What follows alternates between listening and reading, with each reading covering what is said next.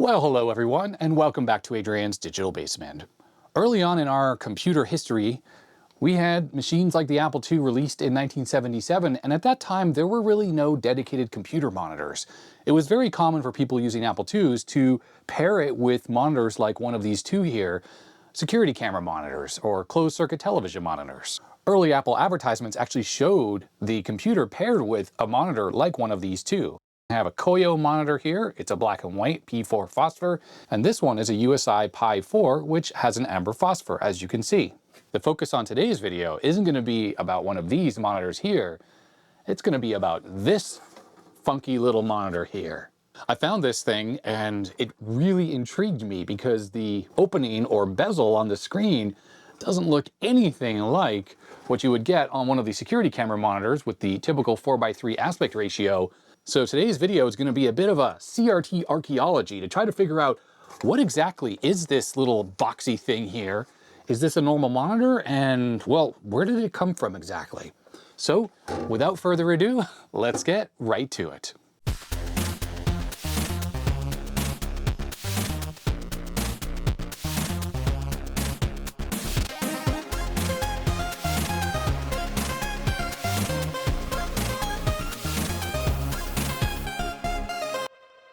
Let's first take a closer look at this thing. So it's all metal construction, the whole thing. It's really scratched up though. And we can see that there's evidence that this thing was blue at some point and it's had a bit of a hard life. Got some tape residue there. And on this side, same thing. The beige paint is obviously on top of some blue paint. Looks like it's a bit lighter there and a little bit darker there. And on the front of this thing, we definitely have a CRT there, but the opening is what really caught my eye. This opening looks very, very similar to the opening you'd see on oscilloscopes. So is this an oscilloscope tube? Well, I don't think so, because the depth of this doesn't really make sense. Oscilloscope tubes are typically really, really deep, even for ones this size. So this is much more like a conventional looking CRT. Now, starting on the left, we have a power switch, and it's got a little, I don't know, little funny thing sticking out here. And I think when you push it, I feel like this little piece of paper or something slides over and then you see green, I guess, to indicate that it's on. And if we turn it to the off position, well, it goes back to the black color. So my assumption is it's probably had a little window over it, a little plastic window, and this paper wrapped around inside the switch. And when you pushed it on, you'd see green on the paper through the little window. And when you pushed it off, then you just see the black, like we can see right now. Yeah, I just have a feeling something broke and I just sort of pulled it out entirely. Yeah, how exactly does this work? There's that green, and I guess it wraps around. I mean, this is something that looks like it pulls out. I don't think I broke it doing that. There's also evidence of the beige paint on there that's on the outside of this. So who painted this beige? I'm pulling that little switch out. You can see how the paper is attached there.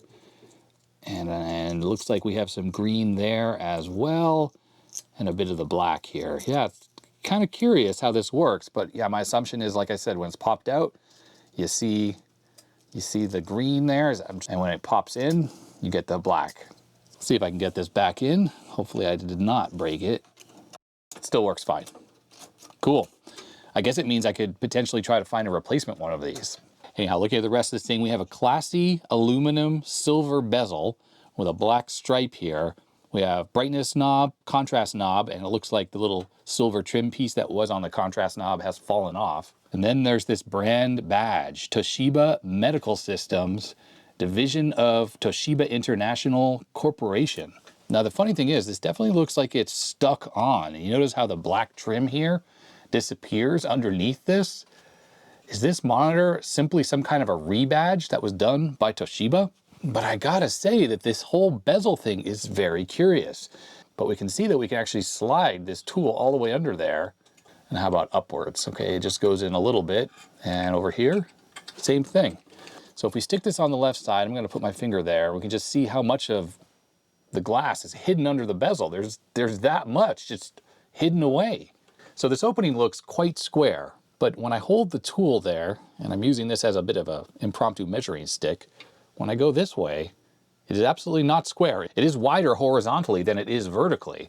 But why is so much of the CRT that seems to be underneath there truncated by this front bezel? Now, what's also curious is when we look at the side, you can see that there are 2 rubber feet attached, and obviously we had another one there, and I assume there would have been one there as well. So this monitor, I guess, lived its life sitting on its side, which means that the aspect ratio of whatever was being displayed on this was, I guess, supposed to be cropped to this slightly taller and less wide configuration. So this is the power cord that's exactly the way it was when I got it. And it has one of these very high quality add-on plugs. These things, even though this looks kind of sketchy, these are actually really good quality, or this one is at least. Some of these are really, really cheap, but this thing is a solid brick and it grips the power cable very, very tightly. And hopefully you can make it out. It says Arrow Heart and USA on this thing. So good quality, very industrial type plug. Looking at the back of this thing, well, we have a few things that are kind of interesting. I'm sure your eyes were drawn immediately to the badge here. Video Monitor MV-10A, GBC Closed Circuit TV Corp, made in USA and New York, New York. We can also see that there's a bit of beige paint on this badge, which definitely indicates that this thing was painted after it was manufactured.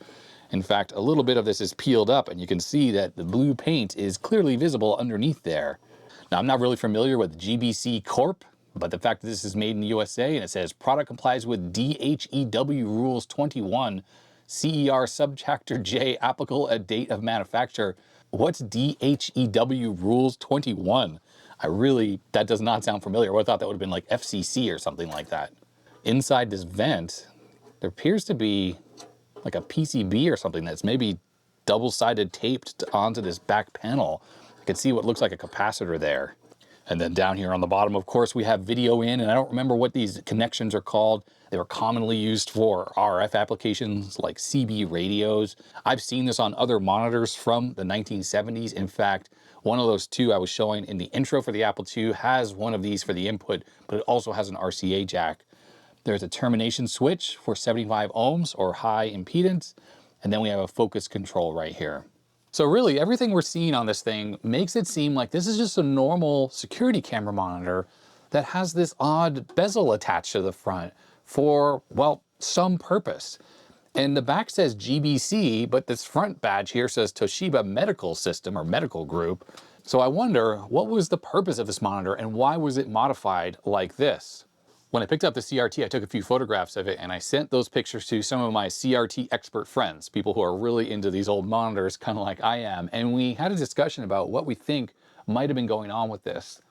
Back in the day, oscilloscopes have a very similar looking bezel on them. And one of the reasons for the bezel was, well, you could install a hood on top of the screen so you could see it a bit better in a very bright environment. But also companies like Tektronix and other third parties made adapters that went onto the bezel, would attach around the bezel, and it would allow you to mount a camera onto the front of the CRT for taking pictures of your waveforms. Remember, back in the day, these weren't digital storage oscilloscopes. We didn't have a way to take a screenshot of your waveform. So in order to get an accurate record of your waveform with all the correct dimensions, you needed that camera mount that held the camera in a very consistent position every time so that you could get that accurate recording. And we're thinking that this was modified in the same way for the same purpose. And the fact that it says Toshiba Medical Systems means that, well, this was probably used for some medical imaging. Now the question is, what kind of medical imaging? We can pretty much assume that this monitor probably came out in the late 70s, just based on the fact that it has that screw type terminal on the back and not just BNC jacks. And what came out in the late 70s? Ultrasounds. So I think the first thing I should do is start looking around to see if I can find anything on the GBC MV-10A. That's the model number that's written on the back of this monitor.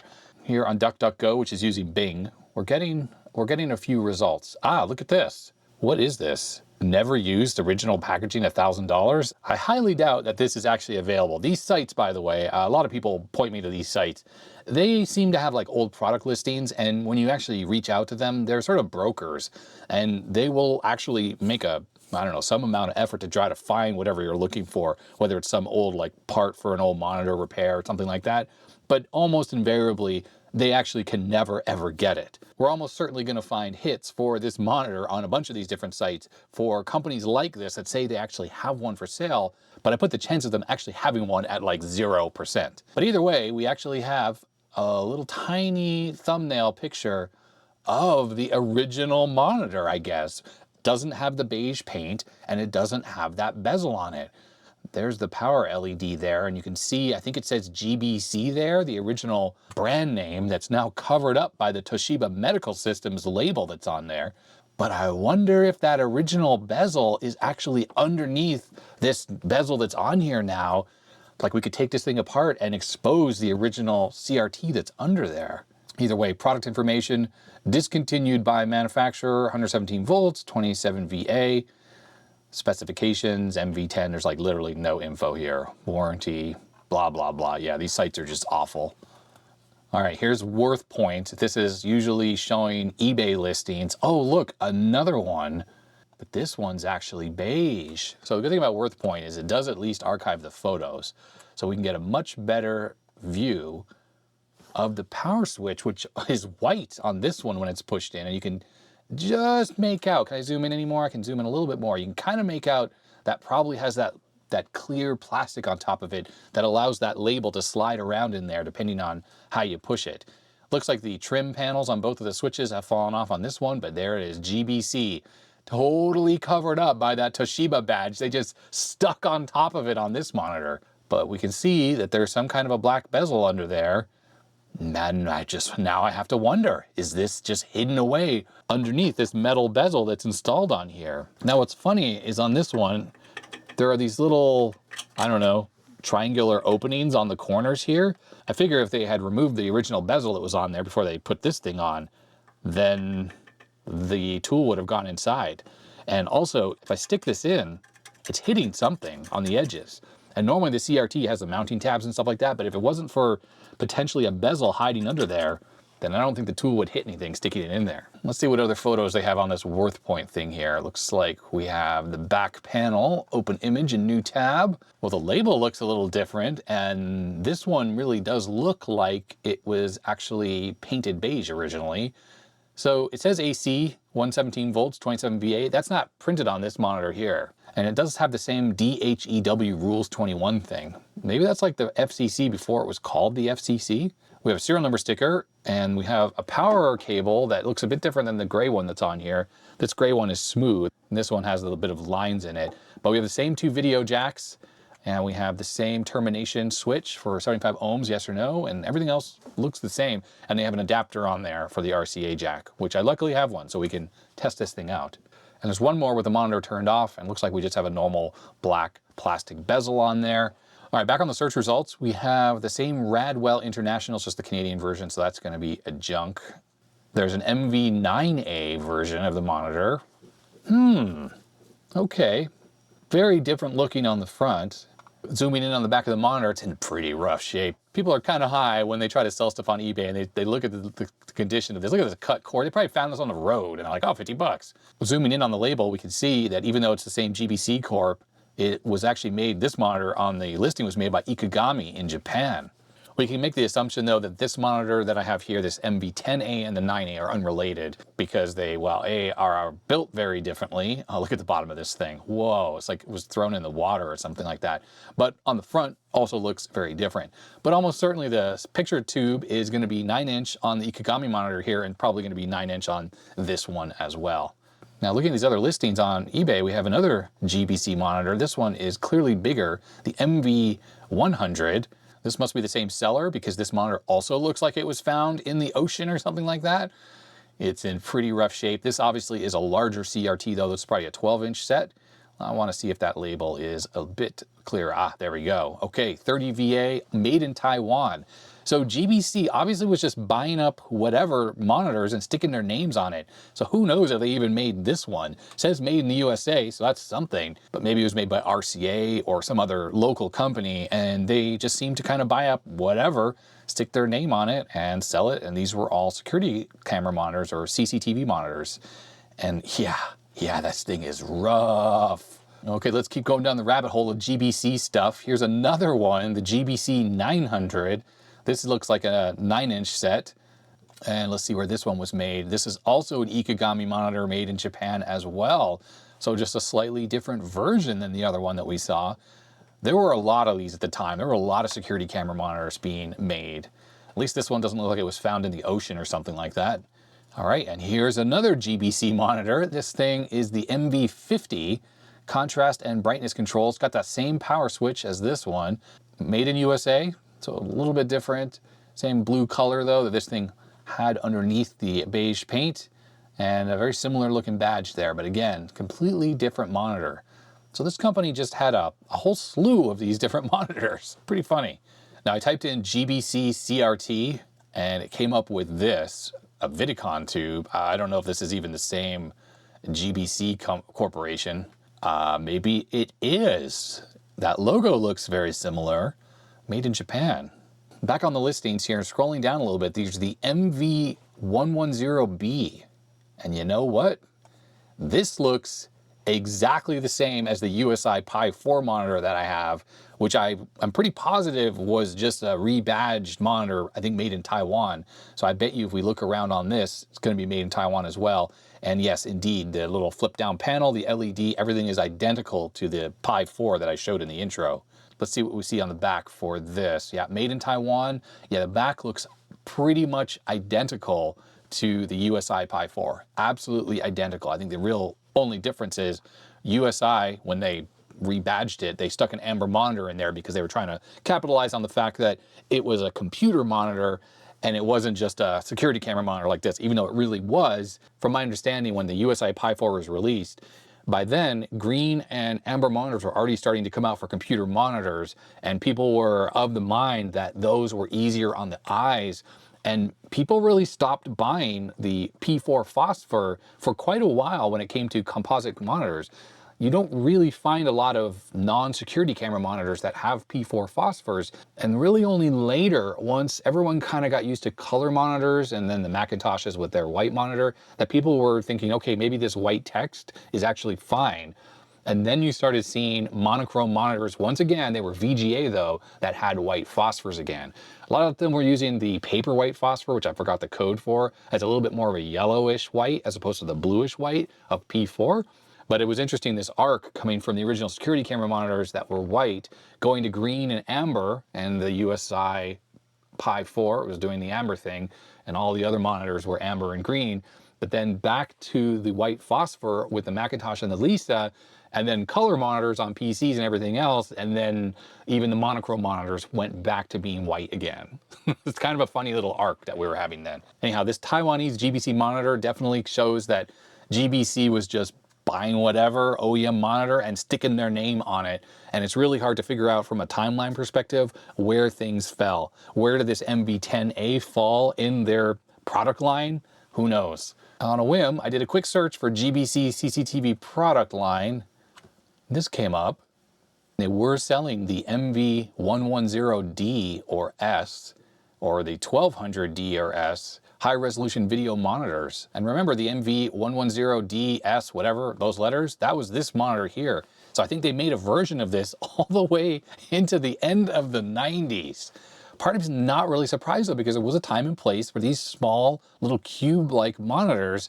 At the front desk of an office building, people would have installations that was designed for these small monitors, and you might have 3 or 4 of them all hooked up to the security cameras with some pan and tilt or switchers and stuff like that. And you couldn't easily just replace these with some kind of a modern monitor because they'd be much bigger and you have to tear out your whole thing. So for a long time, these were still being made and sold exactly the same as they were from back in the late 70s or early 80s when the design was first came up with. And with the Amber Pi 4 I showed in the intro, I don't actually know when that monitor was from, but I'm thinking it was from the later 80s for someone who just wanted a small, inexpensive Amber high-resolution monitor. And again, yeah, using the same exact design of this MV-110BCS, whatever, all those different letters. And then the 12-inch version was made forever for the same exact reason. People just had desks and furniture that was designed to accommodate those monitors. And if they break, you swap a new one in and you could still keep buying them. All right, back on the original search results for the MV-10A, we seem to be kind of exhausting any possibilities here for finding more information about this monitor, at least from DuckDuckGo. All right, switching over to Google, we have what looks like a company that says they can repair this monitor for $300. Extensive inventory, 72-hour rush turnaround. Wow. Does anyone think anyone has ever sent a monitor in for repair and paid $300 versus just going on eBay and buying another small little cube-like monitor to replace it? And we have the same Radwell company here, and another fake repair place, and the eBay listing we already saw. And I think that's pretty much it. And then lastly, I went to archive.org and I tried GBC MV-10A, and there was absolutely nothing here, either metadata or the text contents. And why don't we try looking for GBC CCTV, which we know is the name of this company here, see if that comes up with anything. I wouldn't be surprised if there's like a book or something that's got something. Yeah, catalog of security equipment. Searching for GBC, looks like it's 74 Fifth Avenue, New York, New York. I guess this is their actual address. Let's look that up. On Google Maps here, there's the address, and let's see, what do we see here? I think this is Greenwich Village by the looks of it. There it is, there's the door, 74. So they were in this building right here. Look at beautiful, beautiful old building. What a cool and thriving and bustling neighborhood this is. Anyhow, I guess that was their office. Clearly they didn't do any manufacturing here in Greenwich Village. I went back to Google and I searched around a little bit more for the GBC MV-10, and I found this. So it seems like we have another photograph here. It's low res, but this one in rough shape as well, at least has the correct color scheme that this one has. And oddly enough, you can see that one of the little trim covers is missing, and the same one fell off. The contrast knob fell off on the picture and on the one here on my desk. Pretty funny. Okay, so what we found is the MV-10A kind of exists. It clearly was sold as a security camera monitor with the blue color and a beige color version as well. But this thing we have here is obviously a repackaged version of that for some specific medical use because of this bezel that was added to it. So I looked up Toshiba Medical Systems ultrasound history to try to find a little information on maybe, well, something that would show a photo of this monitor. Clearly, if there's any history that is around about these old systems, it's not going to talk about the specific components, it's going to talk about the overall system. But even searching for this here on DuckDuckGo or Bing, really doesn't show us anything old. It's just all LCD screen stuff. I've been using DuckDuckGo lately, which uses Bing, and I've noticed in a lot of circumstances, Google does a better job, but there are some situations where it's the reverse. So Toshiba Medical Systems ultrasound history. What's this? History of medical ultrasound. Okay, a short history of development of ultrasound in Japan. Maybe there's some pictures on here we can glean. Okay, well there's this. That's clearly not this monitor. Okay, so there's the 20A. Let's look at that a little bit bigger. Oh, these pictures are very, very low res. But notice this has this bezel on here that I'm assuming is for taking pictures. This is clearly not the same monitor as what we have here though, so this is not a good match. And I guess this is a larger screen that could plug into this that allowed the patient to view the ultrasound as it was happening. But what I wanted to really show off is there's the camera mounted onto the front of the unit. Now this is that 20A or whatever the Toshiba ultrasound was, but this is what I'm thinking of was the use of this monitor here with this mount on the front. And I think the way this was used is you had the camera mounted on there and you had a secondary monitor for viewing for the patient and the provider who was doing the ultrasound. And inside of this camera was almost certainly Polaroid film, black and white Polaroid film that would then instantly develop, or, after a few minutes. And my father used to have one of these cameras here, these Polaroid cameras that took black and white photos. And they didn't look like these conventional ones with that area at the bottom. They would come out of the camera and there would be sort of like a layer you had to peel off after it would develop. So it'd come out and you couldn't see the picture developing. And once the time had elapsed, you'd peeled off the extra layer.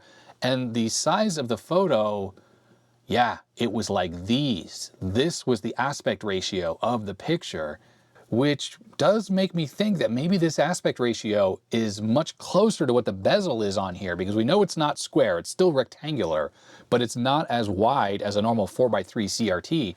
And maybe it's designed to perfectly match the Polaroid black and white film, because obviously this is a monochrome monitor and the ultrasound is going to be in monochrome as well. And this would be a way for parents to take home a photo of their new baby while still in the womb with this camera setup attached to the front of the ultrasound unit. Now that 20A, the one we've been looking at, which clearly is not the exact monitor here, was released in 1978. Looks like there were a few different models that were released at the end of the 70s. There was the 10A. Does he have any info on that? Ah, there's the 10A. So the camera looks very similar. This whole unit's bigger. I don't think that's this screen again. And that's just because there are these little silver dots here, and on the set that I have here, it doesn't quite match that. And this obviously is the secondary monitor for, not for photographing, but just viewing by the provider and the patient. Sonal Layer Graph, SAL-10A, I love the name, is an ultrasound diagnostic apparatus capable of displaying on the cathode ray tube in real-time images the cross-section of the patient body by applying the probe to the body without making scanning procedure, which is used in the conventional mechanical scanner. I don't know what that means. The grammar doesn't really make sense there. But this says this is from an abstract from a 1978 document here. Looks like there were some other models as well. Let's click on these, see if any of these match. All right, well, this one obviously has a very different looking camera mount there. But this one clearly is not this screen as well. But the mount is sort of similar, but it has a little mechanical latch there. This looks quite a bit newer though, doesn't it? And then here's another system with a much bigger camera apparatus, and it probably has some kind of a mirror system in there, so the camera can mount here and you can also view through this opening there. And then there's the SSD 256, popular scanner in the 1980s. Wow, check this thing out. It's quite nifty. I wonder what kind of computer this was in here, like a Z80 or 6502 or something like that. But there's that CRT, and I guess it could display text and the image as well, and that would be the ultrasound scanner thing. It's like a hand scanner, but you use it on your body. And looking through the rest of this, there's really no other photos or anything that could point us to how this particular thing was used. But I think we can pretty much conclude that for sure, this was used for some type of camera-based medical imaging where a camera could mount onto the front of this thing. And I guess it would sit in this configuration here. The camera would mount onto this somehow, and maybe this was just a secondary monitor, that the primary monitor that was in the actual ultrasound unit itself would be used by the provider to actually, do the diagnostic procedure. And this thing was just for camera display. And I think we've reached the time where it's time to open this thing up, take a look inside. Maybe we can determine what year it comes from or anything else interesting about it. And I'm really curious to see, can I remove this front camera mount bezel, and can this thing work as a normal computer monitor? Right, for opening this up, we got some screws on the side. I'll just pop these out. There's a bit of, oh, that's really stuck in there. All right, there we go. I think this thing's been tossed around quite a bit, so the screw and the metal chassis is a little bent up, a little bashed. Maybe we have a little bit of corrosion in there as well. All right, 2 screws on one side, and there are none on the back. I mean, we have some on the back here for like this control board, I guess. Maybe it slides out, but we want to remove the top cover first. Now, I'm curious if anyone has any thoughts about removing paint. Would it be possible for me to somehow get this paint off while preserving the blue paint underneath? I'm thinking it's probably not possible. Okay, here we go. Inside the top cover, we have blue paint. We have tape back here. That would be for the neck board. Bit of overspray, or nope, that's actually kind of soot and dust. And we can definitely tell that this thing, has some good usage on it. And what I thought was a circuit board was obviously just the neck board here that I was poking at with this wax paper on it. Okay, that's kind of odd. I guess they were really afraid of the neck board touching the back of the metal chassis there. As is very common with these types of monitor, it would have a linear type power supply. Probably the B plus is 12 to 15 volts. So we have a transformer that takes the mains, converts that down to say 15 volts AC, and that gets converted to DC. And then it is regulated usually with just some simple linear regulation, which generates a whole bunch of heat. I'm noticing that this thing has some kind of a bodge going on here with this little inductor. And I'm wondering if that has something to do with their desire to shrink the picture horizontally. This is probably a horizontal size control, and adding an extra inductor in line with it, the extra inductance probably allows even more shrinkage of the picture to fit within this bezel here. Now we have some serial number stickers on here. This one is 120634, and that is also written on the bottom of the chassis right here. I'm thinking that that was probably on the back of the set as well, and then they painted it and that got removed. In the photos we were looking at earlier, I saw a serial number sticker on one of those sets, at least one of the MV-10As, just like this one. I'm a bit surprised at how you doing is this mod, that's not even attached in any way. It's just sitting in here. That seems really, really quite sketchy. As far as the CRT goes, this is a Clinton CRT, so it's made in Taiwan. Not really seeing any integrated circuits. Ah, there is one way over there on the board. I'm going to try to look at that and see if I can see a date code on it. The Motorola IC, which I have the screwdriver pointing at right there, you're not really going to be able to see it. It's an MC1723CP, and the date code is 1978, 44th week, which coincides with the dates of the ultrasound stuff we were seeing and makes kind of sense that they would be using a monitor like this around that time frame. Now, the deflection yoke has a capacitor and a resistor soldered on here, and I don't know if those are originally supposed to be there or not. That could have been one of the aftermarket mods this thing had done to it to alter the functionality of the monitor for this front bezel. Let's turn this on its side here, and let's see if we can figure out how to get this front thing off. Wow, there is definitely a little bit of corrosion here. So there's a little signs of rust on the edge here, and then that screw is in pretty rough shape. Let's take these bottom screws out here, including this rusted one here. I want to see if that frees up this whole front panel here. There are 2 screws on the bottom of this trim piece, and it does move around, but I think I got to take these knobs off here. So let's grab the appropriate bit. They have little set screws, 2 of them on each knob. Just loosen them, and then they should come off. There's one. There's the other one. Oh, look. There we go. There's that front piece, definitely aluminum, extruded aluminum. Nice. Oh, a little surprise underneath. Vertical linearity, vertical height, vertical hold, horizontal hold. Those are those controls. And the 2 potentiometers, which have overspray on them. So that blue paint, yeah, they took this thing apart to try to paint it up. But what this doesn't do is free up this top section here to allow us to try to get this bezel out. There's gotta be a way that this comes off. Now I have that screw removed, and there are some more here. But I think some of these, yeah, that's for the power switch, the screw holder. Part of me thinks this top part here is somehow affixed or welded on, because I don't see any fasteners that I could remove to try to get this off. I suppose that one might possibly be it, but it almost seems like there might have been 2 fasteners here and here, but they're already gone. They were never installed. Let's try to get this rusty old screw out. Oh, it's rusty. There we go. Yeah, that didn't do anything. I can see that this top part here, like this piece keeps it from sliding forward. Yeah, just trying to move the front around. It does not budge at all. It really feels very well attached. So maybe what I should do next is pop this off the CRT. Maybe I should try to get the CRT out.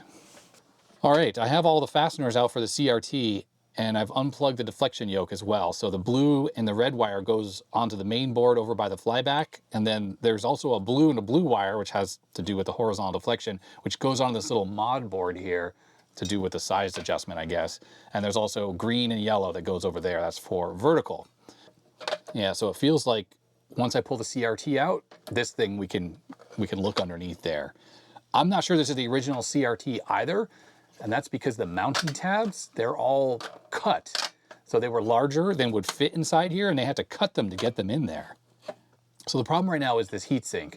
It's attached to all the stuff there, and there's really no way to get it out. And I think this front part here, this metal around the CRT, is supposed to come free once you remove a couple fasteners on the bottom. But clearly that's not happening for whatever reason. I wonder if this thing is like glued somehow, or something strange is happening. Or maybe the paint itself has caused this to bond together, or the corrosion that this thing obviously has a little bit of.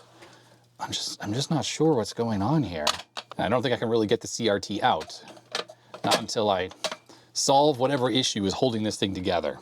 So I'm going to try a little percussive maintenance right here. All right, well, I've been struggling with this thing and not really getting anywhere, but I can tell you one thing. I can feel that the bezel, the plastic bezel that was shown in the pictures, is underneath here. It is behind this metal plate here. I'm just trying to figure out how to get this apart. And I really feel like there's something holding this together that shouldn't be holding it together. Maybe glue, or just something that I don't quite understand. Not sure. What you can see are the cut tabs holding the CRT in, which is odd. And when it comes to removing the PCB, the back part of it is held on by this metal bracket here. This screws into the chassis and it screws down onto the PCB. But there are screws in the front, which I can't really get to. Or no, maybe those are free now, actually. I think the 2 fasteners that I took out here actually freed the front of the PCB. So theoretically, if I remove the screws from this metal plate here, oh, interesting, the serial number is written here, 120634, which matches the stickers. If I remove these fasteners, then maybe the PCB can slide out and then the whole CRT can come out. I've taken apart other security monitors that look like this. Well, not exactly like this, obviously. And it was the normal construction that this front piece here does come off, the whole bezel around the CRT with a few fasteners on the bottom. So that's why I was really kind of going down that path of thinking that that was the case here. Okay. Ah, look at that. There we go. With those knobs removed, this can slide out. Okay, now theoretically I can get the CRT out. There it is. So everything is pretty normal on the CRT. It's just dirty where it was hidden away. And let's see what we see here. There's the original plastic bezel. Okay, with the plastic bezel pushed back, I just have to get this up and over this metal thing here. Let's use a screwdriver. Yeah, I'm really struggling to figure out how this comes apart. What I can tell is this metal bezel here seems to be actually permanently welded on to the rest of the chassis. So it does not come off with a couple fasteners. So somehow this got installed into here, and I'm not sure how. Okay, I think force is just needed to do it. We're almost there. Oh, there we go. Wow, that was hard. That was hard. Okay, well, there's the bezel. And what I can tell is this little metal clip thing here was actually designed to hold, I think, the bezel over it. So I need to bend this bezel, which is just thin plastic, there we go, over that. So when they converted this, they took the bezel, pushed it over that, shoved it in, and then I guess what they did is they forced this thing through this, well, around this metal thing here. And then I think they painted it after the fact because, I mean, getting that in there certainly made a big mess. But there it is, the bezel is still there. They just left it. They could have just ripped it out, but they left it in place, which is good for us. And when we look at this plate here, there are actually screw holes there, which is how this bezel screws into this. And this whole thing is a pretty thick piece of metal. I don't know, either aluminum or steel. And let's take these screws out just for fun. And now, there we go. So there's the metal plate. And this is metal as well. So it's a pretty sturdy thing here. I guess this is how, oh yeah, I can see that it's been milled. I can see the marks here. I don't quite see how the camera would actually mount onto this, but somehow it does. Very cool. Oh, I see another IC right here, 1979, 31st week. So that dates this again. There's actually paint on the potentiometers as well from when they painted this thing. Wow. And again, looking at the CRT, we can see the cut off tabs. I mean, who did that? That's pretty funny. They were very sharp too. When they painted the beige on top of the blue, they must have taken this plastic bezel out. So it's pretty funny that they actually left it in there. Why would they have left that in there? They must have ripped it out to paint, but then put it back to exist behind this thing. Very curious. What's very evident about this CRT is this was handmade, meaning someone put this together in a factory for GBC, and then Toshiba or someone for Toshiba bought it and took it apart again to do this paint and these slight modifications, which just seems so strange to me. So I have the CRT remounted in here and I've run into a little bit of a snag. So there you go, you can see it's in there. But the problem we're having here is that this bezel in the front, it's kind of floating around a little bit. And what I mean by floating around is with the CRT hard mounted in there right now. So it's screwed in all the way. there's a gap between the bezel and the CRT itself. The gap is about 2 or 3 millimeters, enough to get this little pointer adjustment tool through. So what I'm thinking of that might be causing this is that this isn't the original CRT that was originally designed to go into this monitor. And actually, remember when we took the cover off, the neck board had a bunch of tape over it, as well as on the back cover. And I'm thinking if this CRT that's in here has slightly different positional mounting tabs that brings it back a little bit, then it would actually make it closer to that metal on the back, hence the need for all that tape just to ensure that it doesn't touch.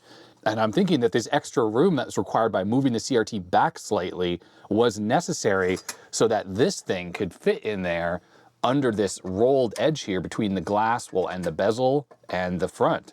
And earlier I was wondering why they left the bezel in there, and now I'm thinking about it, it's because they wanted something to push against the CRT and give this thing a flat surface for it to rest against, facing the glass that is, and then also it rests against this rolled edge here.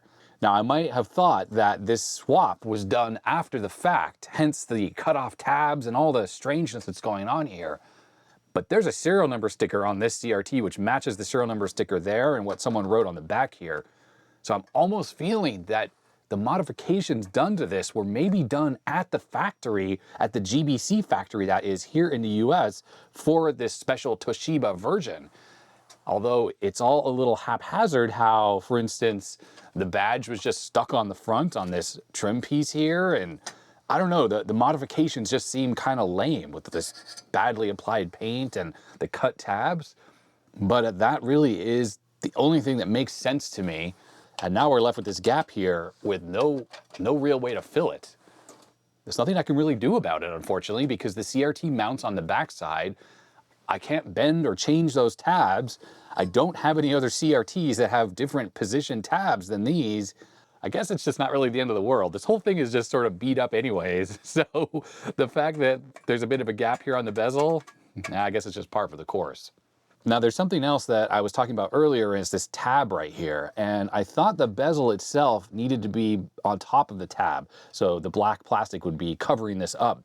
But that's not actually the case. And I figured that out because if I put this little trim piece back on, it seems that what this thing is for is actually giving this trim piece a place to rest here. Otherwise it would be free floating and only supported on the sides. And maybe they were concerned about it getting bent or something like that. And I went and looked at those photographs of this monitor, the original unmodified version of this monitor we saw, and I could see this little tab visible there. And that meant that the bezel was behind it. It was not on top of it. And if I put the bezel on top of it, then this little trim piece does not fit properly because this actually is resting right up against that tab. And with the thickness of the plastic there, it doesn't rest properly on the front of the monitor. So this is definitely the way it should have been from the factory. But you notice you can see that tab there, right? It's a little bit unsightly. And the photos I found online were all low resolution of this monitor, but it looked like that was black on those. And I guess when this thing was painted beige, they just painted over that as well. So it is now beige as well. So I guess what I could do is I could try to paint that or use a Sharpie or just leave it because this whole thing is in such rough shape anyways. And who am I kidding? I'm not trying to make this thing look perfect again because obviously this thing will never be perfect. Well, I'm going to try using a Sharpie here. I have a super permanent industrial one that I'll try using. Now only the top part of the tab is going to be visible behind the bezel when that trim piece goes on. Covers most of it up. You know, this super permanent industrial marker is really good. It's much darker than the normal Sharpies. All right, yeah, there we go. That looks 100% better without that beige line sticking out there. All right, what I haven't done is just clean the glass here. And you know, I should have done this before I reinstalled the CRT. I guess one benefit of the bezel here being not flush with the glass is I can actually get the paper towel under the bezel for better cleaning of the glass. There we go, much better. Don't see all that black dirt that was on there hidden under the bezel the whole time. All right, well, what I haven't done yet is actually power this thing up to see if it even works, which is kind of hilarious, to be honest. Should have done that before. That's just junk. So I think the first thing to do is reconnect the deflection yoke and the neck board here. I have all the wires disconnected, and we just want to see how this thing operates on its own first. Looking on the board, I don't see any evidence of leaking caps down there, but I do see some caps that very typically leak. And there are these purple, sort of violet or purple color caps here. These are notorious for being leaky. I also do see evidence of other little mods where like there's a couple resistors are lifted and like hooked up together. And I'm wondering if those are all part of the same thing that's going on here. And then of course we have this mod board here for width control. Odd is that there's also a wire tie down here that isn't used. And I'm wondering if this was actually there. That's probably the case. So let's lift that up and I bet you it was like this. So that this little extra control there was wrapped in this little tie down here. It's very haphazard, but it would at least keep that from flopping around and maybe just gave a little easy adjustment right there. I must say that the serviceability of this monitor is really good though, because of the fact that the board slides out here. That's pretty nice. We just got to hook up the high voltage anode cap, which has a bit of weird like brown fluff on it. I'll just give a little bit of a clean around the high voltage anode connection on the CRT. Just make sure there's no dirt there. And then we'll just reconnect this here. After you reconnect it, you just want to make sure that it's got a nice firm connection because you don't want that coming disconnected while it's running. All right, everything is or should be reconnected on this thing. Let's make sure it's off. Okay, it's in the off position. And here we go. Okay, there's no bad noises. I fired up the app Spectroid so we can kind of get an idea of what this thing is running at. Seems that free running, it's at about 16 kilohertz right now. It's a little bit too high, but that might be fine, or that might have been how it was adjusted from its original use. We can tell though that this thing absolutely is running right now. So let's turn the brightness and contrast knobs up. Oh, look, there we go. We have raster. And as I thought, it is very shrunk in the middle of the screen there. Yeah, all right, look at that. First thing I want to try to do is adjust the oscillator here. That would be the horizontal hold control. I don't know if it's a Phillips or a flat blade in there. So I'll try these little tools here. These are both, these are ceramic tools, so they can't short anything. Ah, there we go, I'm on it. It doesn't need to be perfect, but you can see there I was adjusting it. And now we're at 15.645 kilohertz. So that's completely perfect. Now, in preparation of this video, I went and got the right adapter to plug into the back of this thing. And of course, I've misplaced it. I think I put it somewhere on my bench, you know, for safekeeping. And yeah, I don't know what happened to it. So I'm going to have to just clip on to the input here, which shouldn't be a problem. There's a little spot right there to do that. So this is RCA cable comes from my signal generator here, which is turned on. And let's just make sure this is set to termination on, 75 ohms. And here we go. Let's turn this on. Turn down the brightness and the contrast. Yep, so just as we suspected, look at that picture. It's really nice. And that image is awesome. It's freaking rock solid. Very, very nice.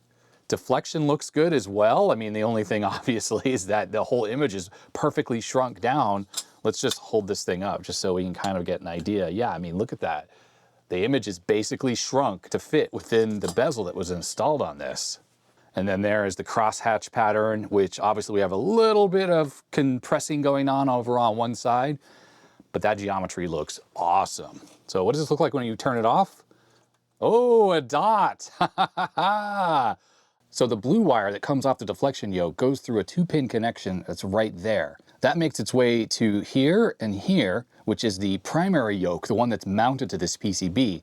And then there's a wired connection from here to here that goes to this extra one that I stuck down here on the back. First thing I think I want to try is I'm gonna just solder on a little bridge wire here that is going between the two connections that go to that secondary little coil that's on here. Now let's see what happens when we turn this on. I'm assuming the picture should be wider. Okay, yep, that's wider, all right. Now this set does have vertical height control. Let's see what happens if we try to tweak that. Here we go. Oh, it's a little dirty. All right, so that's maxed out, and there's still a big gap here, but this could be the linearity control, which is the one right next to it. There we go. Let's see here, get this adjusted right. That looks a bit better, but we obviously don't have full vertical deflection yet, so I have a feeling there's some bodges done to the board that are causing this. Now, normally it's not a huge deal that it doesn't have full deflection, although it looks like it's going off the top.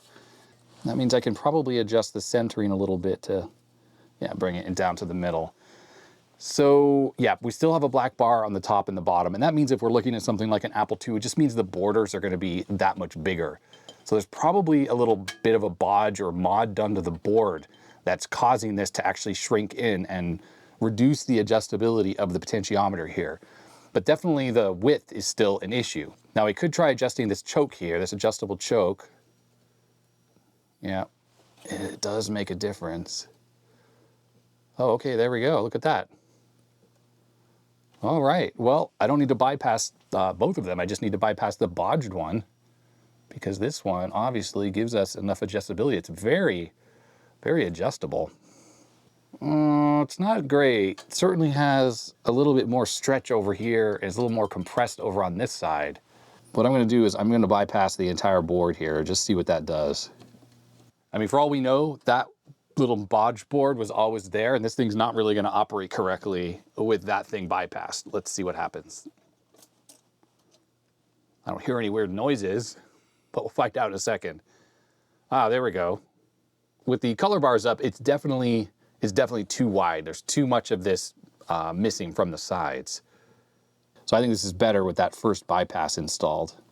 So besides the lack of vertical deflection, which we think is a mod or a bodge or something that's been done to this, so it limits the amount I can get out of this, there's also a bit of an issue here. And there's a little bit of a ripple pattern right there on the edge. Now that might actually be the way this thing always was. And typically when the deflection is overscanned, so this part of the image would be, you know, hidden away under the edge of the CRT, you wouldn't even see that. But that ripple isn't happening here, but it's only happening right there. I think what's happening is as the beam retraces, so it comes over to the right side, gets shut off, hard off, comes over here and gets turned back on, that on circuit causes some overshoot and a little bit of ripple there that does stabilize and then is fine for the rest of the scan.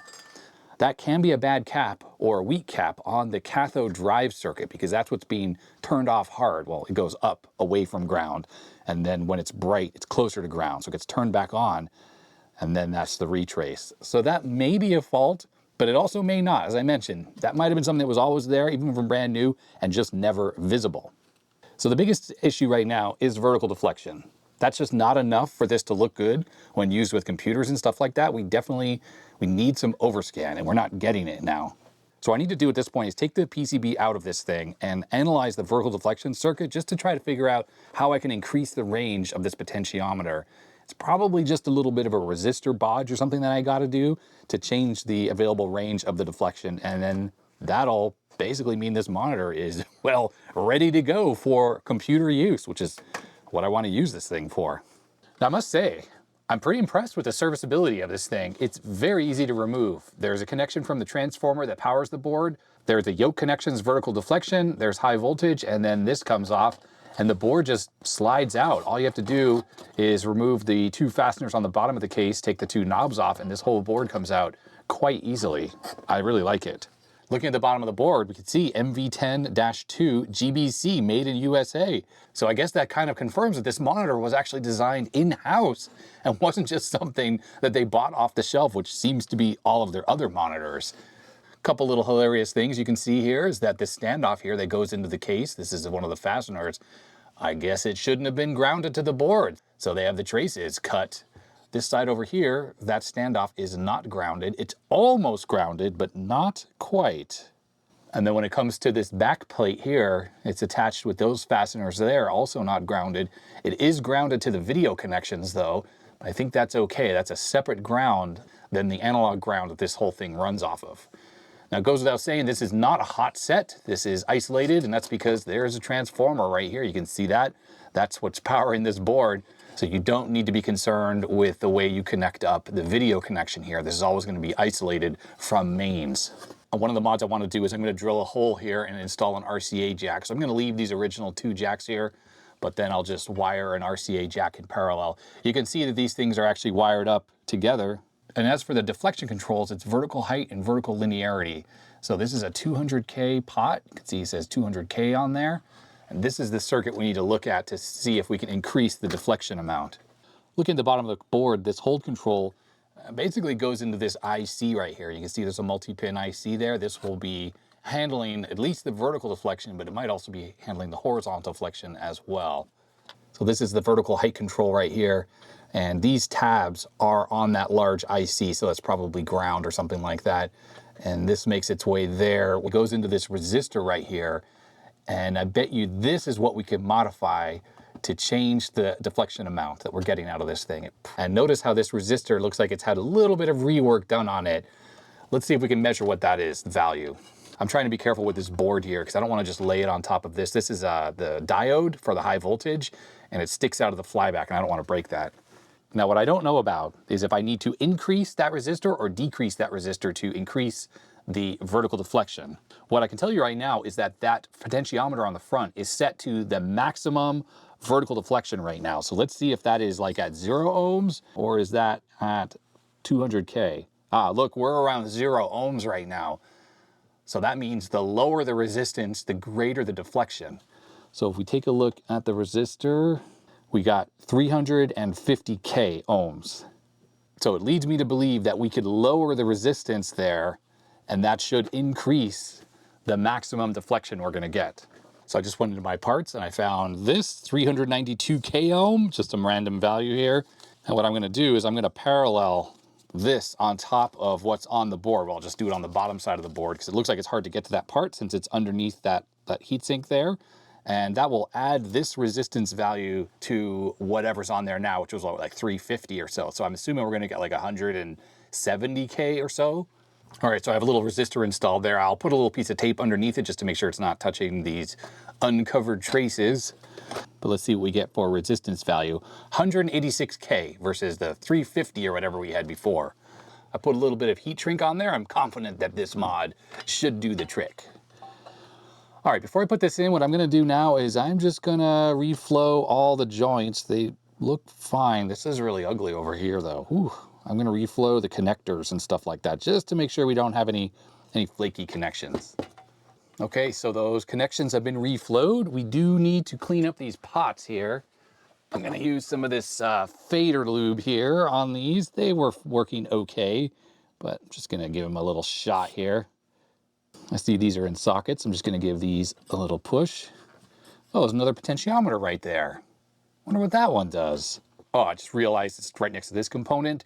That almost assures us that this is a B+ voltage control. So I'm not gonna touch that.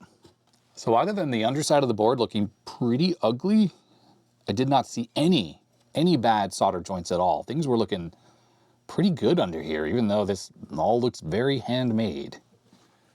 Okay, everything has been reconnected to the control or analog board. Input is reconnected as well. And what I'm gonna do is for the vertical height, I'm gonna turn it down because it's all the way maxed out right now. So I'm gonna set it to minimum, but the minimum now should be a lot more because before it was a 200K potentiometer plus the 350K resistor that was in line with it. And now since that inline resistor is now 100 and something K instead of 350, we should have more deflection on minimum, which is fine because I never needed to be that shrunk anyways. And then we should have more range when I turn it the other way. All right, I think I have everything connected right, I hope. All right, and just like I thought, even at minimum, it's now a lot better. So now on the height control, here we go. Aha! We have full deflection. Sweet. That freaking worked. And a cross-hatch pattern like this is great for adjusting the linearity. So what the linearity does is you notice the boxes are bigger here and they're more squished there. And the other way is this is squished and these are bigger. Oh, it's a little dirty, this pot. But I need to get it where it's basically, the boxes are the same pretty much everywhere. It's still a little more squished horizontally over here than the rest, but that is just the way this circuit is tuned in this set. The overall geometry, not great, but I have a feeling that's just kind of the way this thing is. You can kind of move the yoke around to correct some of the geometry, install little wedges of paper or something into there, or rubber, try to get this into shape a little bit better. The yoke is a circle, but you can kind of deform it a little bit, and that alters the geometry and can actually correct for a little bit of the curvature you're getting here and stuff like that. And just lifting it up and down and moving it around, see it's kind of warping it a bit. these things were built to a cost, and the shape of the yoke and everything and the way it was machine made, there's just a lot of variance back then, and it's just never that perfect. And when you're watching normal television with people and stuff on there, the lines and stuff just don't matter. You have to remember this was a security camera monitor originally, and you know, the way it looks here was simply good enough. Now, one thing I notice is that there seems to be a little bit of an issue with the brightness on this thing. It starts pretty bright here, and then it kind of dims down a little bit. And same thing that's happening over here. You can kind of see that it's a little bit wider there, and it gets narrower. This is the contrast control, or the cathode drive. And then this one is the brightness control itself. And you can kind of see what's going on right there. Now again, I don't know if this is a fault with the monitor or if this is just the design of its circuitry. It may well be that the contents of the image affect the overall brightness. Depending on the design of the circuit, some monitors are worse than others at that. But you know what? One thing I can tell you for sure is this is a very sharp set. All of these lines over here are extremely clearly resolved. Basically, the frequency response is being tested here, and it gets higher and higher frequencies it gets to this side. I think this is something like 6 megahertz, and it looks good. I can very clearly see everything that's going on. I can see all the scan lines. This looks awesome. So believe it or not, I don't think I need to do anything more with this monitor. I'm very happy with the way this thing looks now. It's very sharp, it's very bright, deflection looks really good. I just need to add the RCA jack on the back, put this thing back together, and this thing is done. And the monitor, it's all back together. Everything is reinstalled, and as you can see, we're displaying an image from an Apple II Plus right here, and it's freaking working great. Now you might notice that I have installed different front knobs. That's really because I didn't love the idea of having one that was missing the trim piece, so I decided to go into my little bin of knobs, and I found these two, which I like a little bit better. Here's the RCA jack that I installed on the back of the monitor. I have it plugged into the Apple II right now. It's just wired up in parallel to this jack right here. While installing the RCA jack, I was using a drill bit to drill the hole, and I accidentally damaged this capacitor right here. I sort of hit it with the drill bit. So I went to replace it, and look at this. Actually, it was leaky a little bit. This cap was 350 volts, 1 microfarad, and it's actually Nippon Chemicon, so decent quality cap, but it still leaked a little bit nonetheless. It didn't actually leak anything onto the board, it's just on the bottom here. So in went a 450 volt, 1 microfarad cap, which is something I had on hand, and inside the monitor there was actually a second one of these caps that was right near it, and I figured since it was exactly the same, it probably suffered leakage as well. But look at that, no leakage. I wouldn't be surprised though if around this monitor there are other caps that have leaked like this one, so just a little bit on the bottom. It's hard to tell though, because typically they work when they're like that and they don't actually leak all over the board and cause damage. So it's not a big deal to have them in there other than the faults that they may cause. If you remember on the neck board, there was some tape installed on there, and I went ahead and I installed a new piece of plastic on there, and I attached it with some hot glue, so there's no chance of it shorting out to the back cover here. And I spent a little bit of time using this monitor, and I've discovered that there are a couple small issues with it. Let's exit out of this program here. I am running in CPM right now, so this is 80 columns in CPM Basic here on the Apple II Plus. And you may notice that there's a little bit of ripple in the video actually, and it's exacerbated on the 80 columns mode because it runs at a slightly different refresh rate than 60 Hertz. So it seems that there's some mains ripple on the monitor, and depending on what you're sending into this monitor, if it's exactly synchronized to the AC mains frequency, you really don't notice it. And I didn't on the test pattern generator, but certainly on the Apple II 40 column mode, it's very subtle, but in the 80 column mode here, there's a lot of wiggle going on with the text. Let's boot the system up and try Fat City, my favorite game. And we'll do one here. Should load off the floppy EMU. And I think you should see that the graphics mode look generally fine. So I don't really notice the ripple. It's there, but it's very subtle. It's moving very slowly. It doesn't look anything like it did in 80 column mode, where it was very evident with that wiggle. So even though this monitor is working really well, the image is very sharp, it's bright and it's clear, there are some faults with the monitor, and I've created myself a little list here. So first on the list, of course, is that power supply ripple that we're seeing on the monitor. One thing to consider is that sometimes you can actually have ripple in the video caused by a ground loop between two grounded devices that are plugged in with 3-prong plugs into the wall. But just to make sure that it wasn't that, I took a little ground isolator, so a 2 to 3-prong adapter, and I plugged it into the monitor and into the wall just to make sure the monitor was no longer grounded, and that didn't make any difference whatsoever. And then I also plugged the monitor into a different computer, an Apple IIc, just to make sure that it wasn't the Apple II Plus that was outputting ripply video. And it's definitely not, it stays with this monitor. So probably there's some bad capacitors or slightly marginal capacitors in there on the power supply circuit that need to be fixed.